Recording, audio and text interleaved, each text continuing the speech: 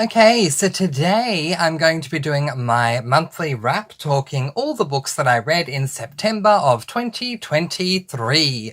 If you haven't already, please do subscribe to the channel. It really does help me out. Hit that notification bell, ding, so that you can be notified each and every time I upload a video. And of course, leave a thumbs up like if you like the video. And if you have any comments, thoughts and or questions, in the comments down below is the place to leave it. Alright, let's jump in and talk all the books that I read in the month of September 2023. We're going to start as always by putting the stats up on the screen in 3, 2, 1, go. For the month of September 2023, I read a total of 9 books, comprising of 6 cozy mysteries, 2 dystopians, and 1 memoir. To my aged groups, I read 2 YA and 7 adult books. To my lengths, I read 1 tome, pretty proud of myself for that, and 8 half tomes, totaling 3,142 pages. To my star ratings, it was a pretty solid month. I had 1 5-star book, 2 4.5 stars, and 5 4-star books. So a lot of 4 stars, but 4 stars is still a very solid rating. Before I get into all of the mini reviews of these books that I read in the month of September, I just want to let you all know that my focus in September was mostly on trying to achieve as much as I could in the way of my SAS list. For those of you who don't know, a SAS list is an acronym. SAS is an acronym for Serious About Series, which was created by Elizabeth from the booktube channel Lizzie Faye Loves Books, where you put a number of series onto a number of one list or a number of lists, your preference, and you do what you can to either start, continue on with, or complete a certain amount of series. And so I had some outstanding series that I wanted to complete this month, and a lot of the books that you'll see in this monthly wrap certainly helped me to achieve it. So let's jump right on in and talk all those books that I read in the month of September 2023. So the first book that I read in the month of September 2023 was this book, The Cider Shop Rules by Julie Ann Lindsay. This is an adult cozy mystery and is book number 3 of 3 in the Cider Shop mystery series, and I gave this book a total of 4 stars. This book helped me to complete and cross off the Cider Shop mystery series.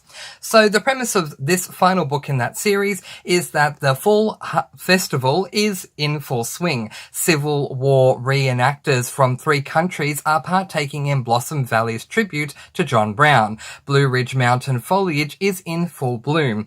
And best of all is Jacob Potter's pumpkin farm, where his hay rides, piglet races, pumpkin picking, and corn maze are time-honored draws for locals and tourists alike. That's why it's such a shock when Mr. Potter is found dead, hidden under a tarp in the back of Winnie's pickup truck.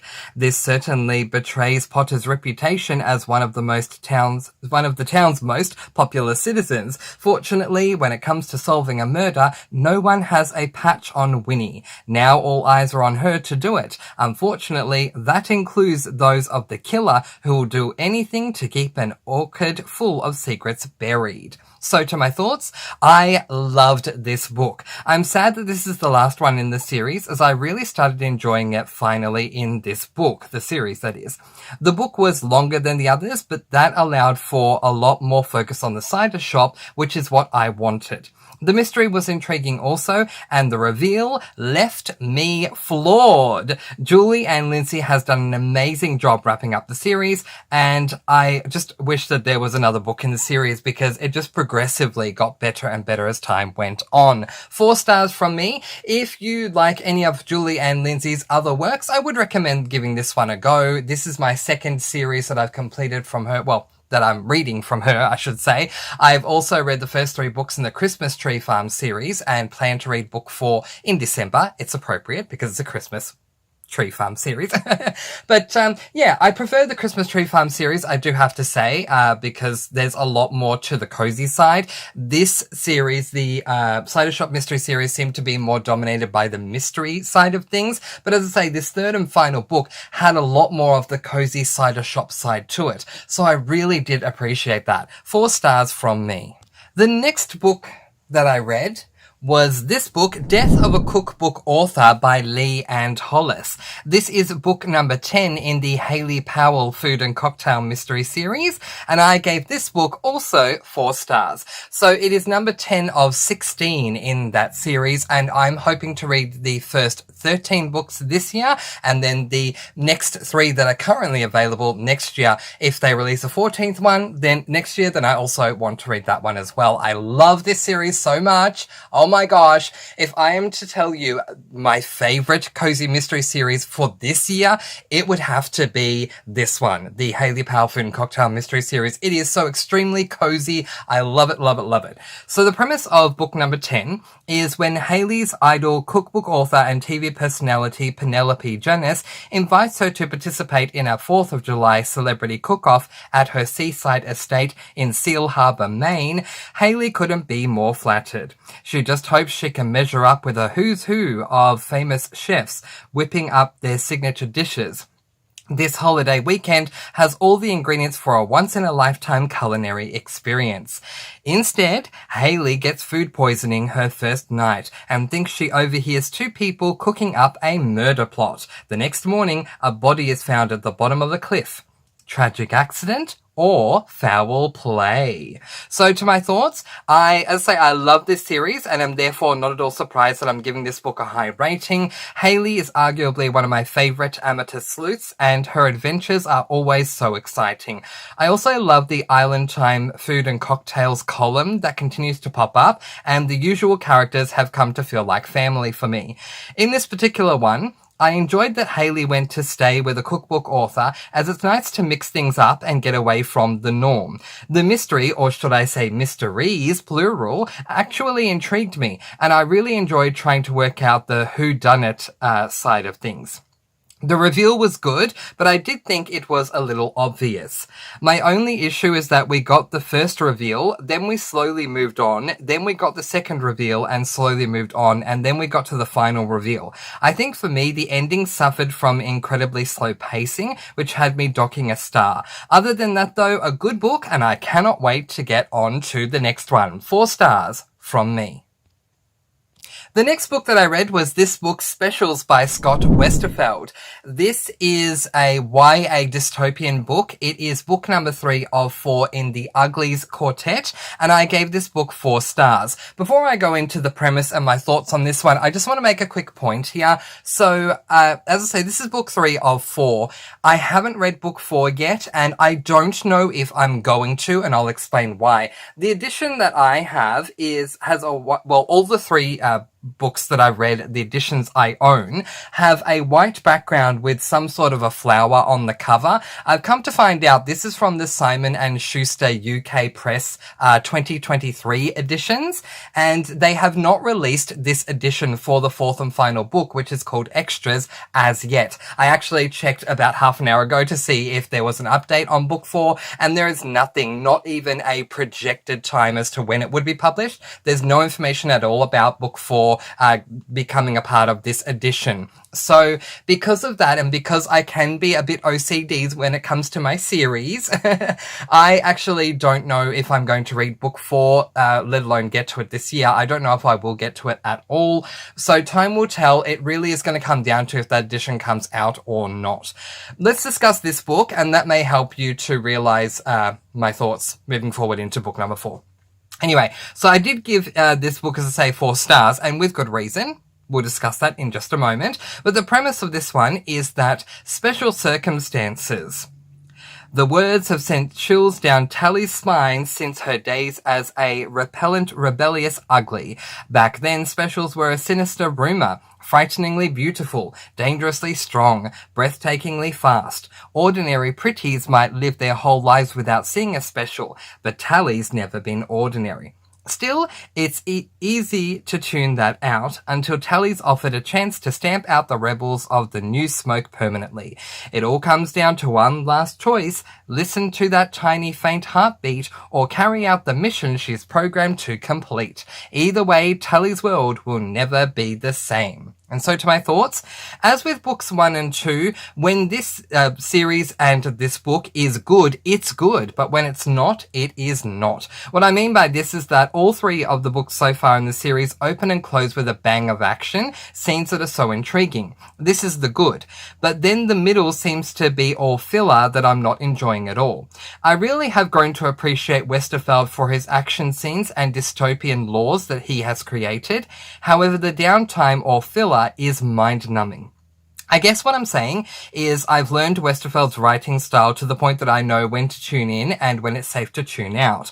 While the moments worth tuning in for definitely are worth tuning in for, the filler is something that has almost led me to DNF 2 of the books in the series thus far. At this stage, as I say, I don't know if or when I will read book 4, but I will go into it if I decide to read it, knowing that it will have its amazing parts and its incredibly boring parts too. I couldn't give this book 3 or even 3.5 stars because when it's good, it is really good. But the mind-numbing filler certainly garnered a 1-star deduction, and so I gave it 4 stars. So we'll see. Stay tuned. I'll let you know if I'm going to read book 4 or not. If I end up ultimately not reading book 4, then I will mark this series as completed for me, even though I've only read 3 out of the 4 books because I need that same edition. Otherwise, it's just not going to work for me. Do you understand what I mean when I say I need the same edition? Are you like me, where when it comes to physical books, you can't have different editions in the same series of books? And just that. You may end up wanting to have multiple editions of the same series, and have them all be the same and have multiple versions of those series. But when it comes to the series, if you only have one lot of books, if you only have one book of that series, do you like to have all of those books be the same edition, or are you happy for them to be different editions? Let me know in the comments below. I'll keep you posted when it comes to extras, but for now, I'm not considering the series to be complete, but if I do ultimately make the decision not to read extras, then I will defaultly consider the series complete for me. The next book that I read was this book, which is Reached by Ali Condi. This is book 3 of 3 in the Matched trilogy, and I gave this book a total of 4 stars as well, and this was my tome. So this is a very long book, considering the books that I read this month were significantly shorter, the other ones. This one is 528 pages long, so it took a bit of time, but I got there in the end.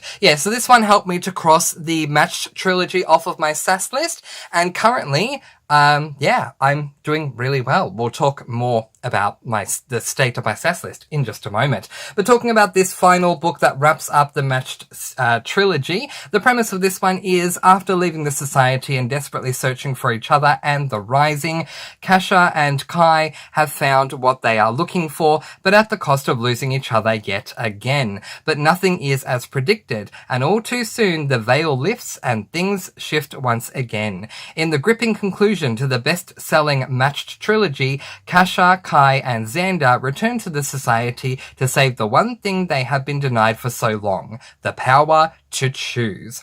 So to my thoughts on the book, and this one is a multi-perspective following Kasha, Xander, and Kai, and I really appreciated having the multi-perspective, as for the most part I did not enjoy Kasha's perspective. Kai and Xander go through some really interesting things in the book, and this made the conclusion rather thrilling. However, towards the end, the last 10 chapters, I started getting really confused. We go back in time and back to the present so much, my head was spinning, and at one point, I didn't even know where we were in time. Fortunately, Wikipedia has a summary, so I was able to glean what I needed to from that, but otherwise I was quite lost. But all in all, it was a good conclusion, and while it did end open-ended, I can see what Condi was going for. I deducted a star for the majority of Kasha's perspectives, 1/2 star, and the confusing moments towards the end, another 1/2 star, and settled on 4 stars.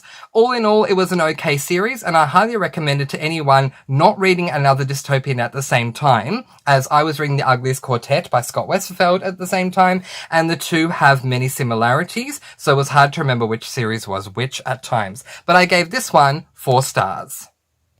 So the next book that I read was this book, Death of a Wedding Cake Baker by Lee and Hollis. This is book number 11 in the Hayley Powell Food and Cocktail Mystery Series. Very quick side note, I am buddy reading this cozy mystery series with my mother, and we're having a wonderful time. There have been some complications with books 8, 9, and 10 in as far as me getting access to her for those books. It's a long story, and it all has to do with Scribd and me potentially making the decision to leave the audio book company Scribd. I don't know if I will or not. Time will tell. But my mother decided to leave Scribd herself, and books 8, 9, and 10 were exclusively only offered through Scribd, but book 11 was offered through Audible, which I have given access to my mum for my Audible account. And so because of that, I offered for me to read both books 10 and 11 so that my mother would have a book to read this month. Ultimately, my mum got really busy this month, and so she didn't have time to read book number 11. She'll be reading it next month, catching up to me, so I won't read a Hayley Powell book next month. And then in, where are we? So in November, we'll read book 12, and in December, book 13, and that's how I'll get to those first 13 books in this series. But as for this particular one, this is a adult cozy mystery, and I gave it 4.5 stars, so a higher rating than book 10. Book 10, is that right? Yes, it is. I gave book 11 a higher rating than I gave book 10 of 4.5 stars. And the premise of this one is that Liddy Crawford, best friend of food and cocktails columnist Hayley Powell, is getting married. The wedding is the talk of the town in Bar Harbor, Maine, including snide gossip about the age gap between the bride and her groom, local lawyer Sonny Lipton. But the cruelty of the comments is nothing compared to the nasty wedding cake baker, Liddy's quarrelsome cousin Lisa. So when the belligerent baker is found face down in a 3-tier cake, the victim of a poisoned slice, there are more suspects in town than names on the guest list. With Sonny getting cold feet, Liddy getting hot under the frilly collar of her wedding gown, and a killer possibly crashing the ceremony, Hayley vows to solve the crime before her best friend walks down the aisle. So to my thoughts on this one, and I enjoyed this one, as I have pretty much all the books in the series. The mystery was intriguing, the reveal was good, and the Island Times food and cocktail columns Hayley Powell writes still continue to bring me joy. I love all the characters and still love seeing them all. The ending had me a little upset, but then it ended on a cliffhanger, and that made me very happy. So yeah, very quickly to explain that. The last 2 pages of this book had something happen that had me very upset. But then the very last sentence happened and it made me really, really, really happy.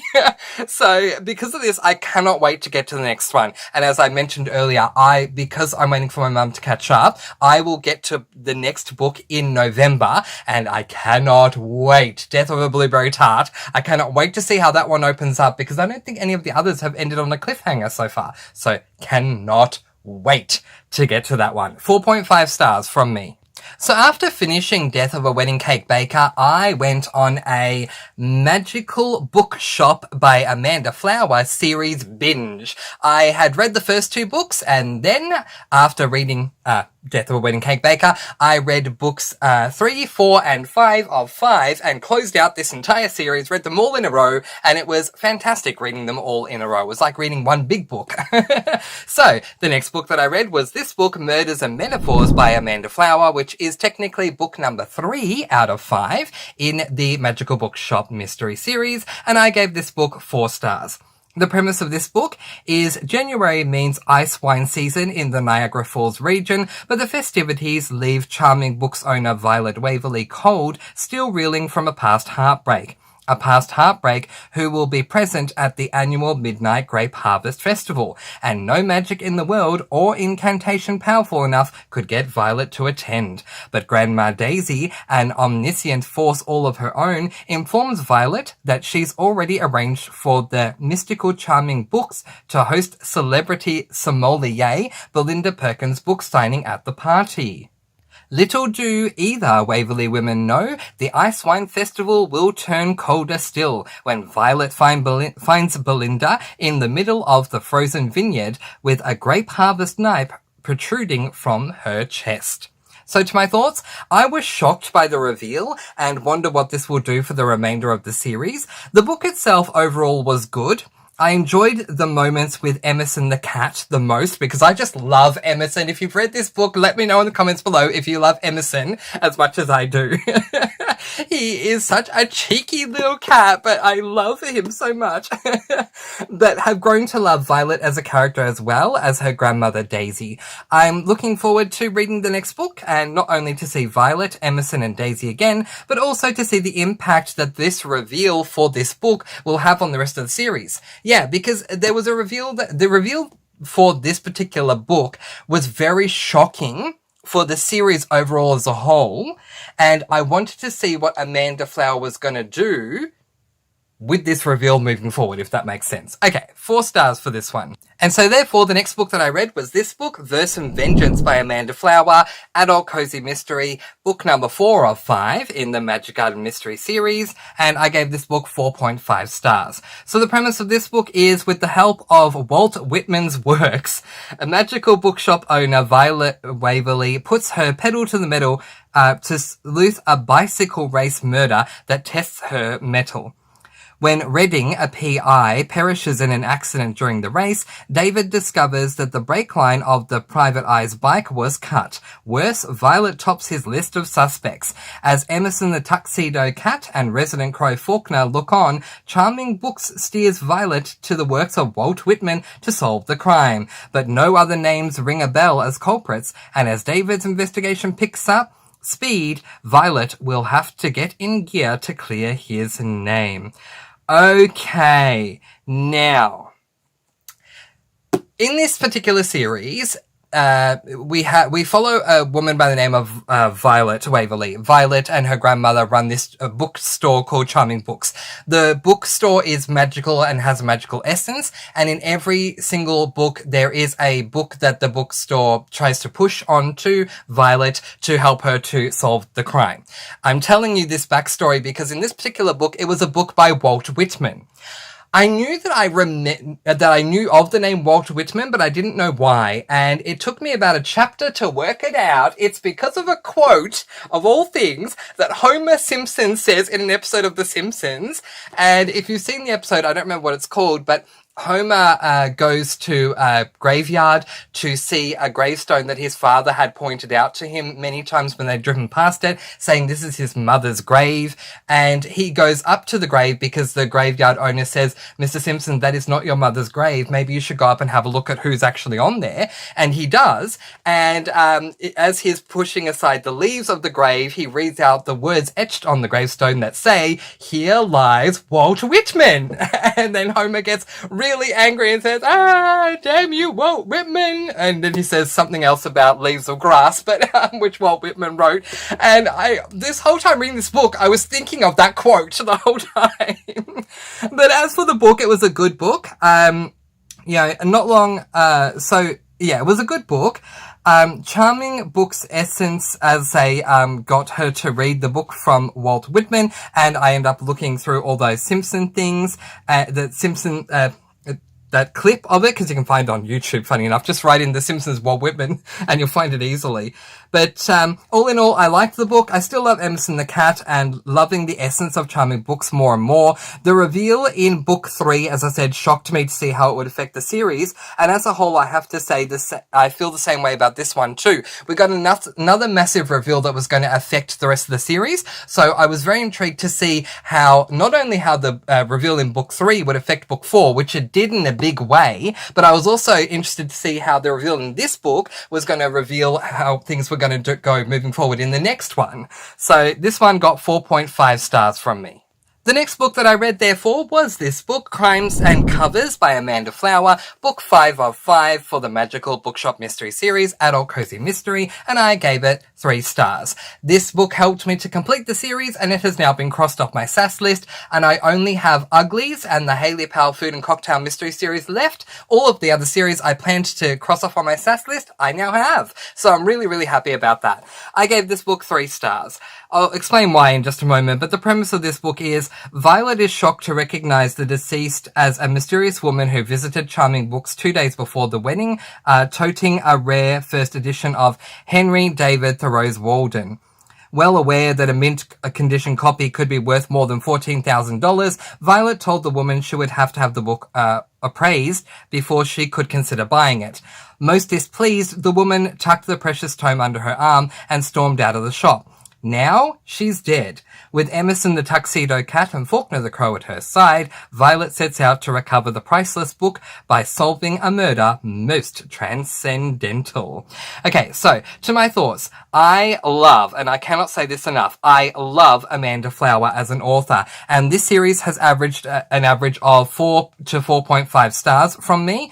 It was just this one book's mystery that did not work for me. I just personally didn't find it intrigued me at all. I gave the book 3 stars based on the cozy side. I love Violet, her cat Emerson, and all the other regulars, and I'm sad to be done with the series as a whole, but this one, it just didn't intrigue me as much as the others, and so therefore it got 3 stars from me. All in all, though, it is a good series, and I do highly recommend reading it. If you love the cozy feel that Amanda Flower gives in all of her series, absolutely give the Magical Bookshop series a go because it was fantastic.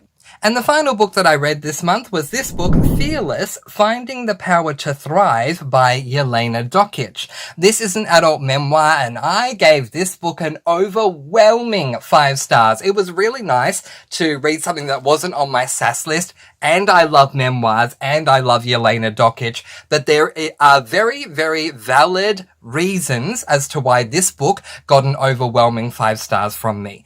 So the premise of this book is that in the past years, Yelena has dealt with disordered eating and reclaimed her body. She has stood up to body shaming and online abuse. She has faced her mental health demons head on to find stability in the chaos of life. She has endured a devastating relationship breakdown as well. This book is about starting at the bottom and building yourself back up. Yelena opens up on how she has survived trauma and heartache to establish herself as a leading tennis commentator and motivational speaker. The past years have taught her many tough and important lessons, and now she is ready to share them to help you find your voice and the power to thrive.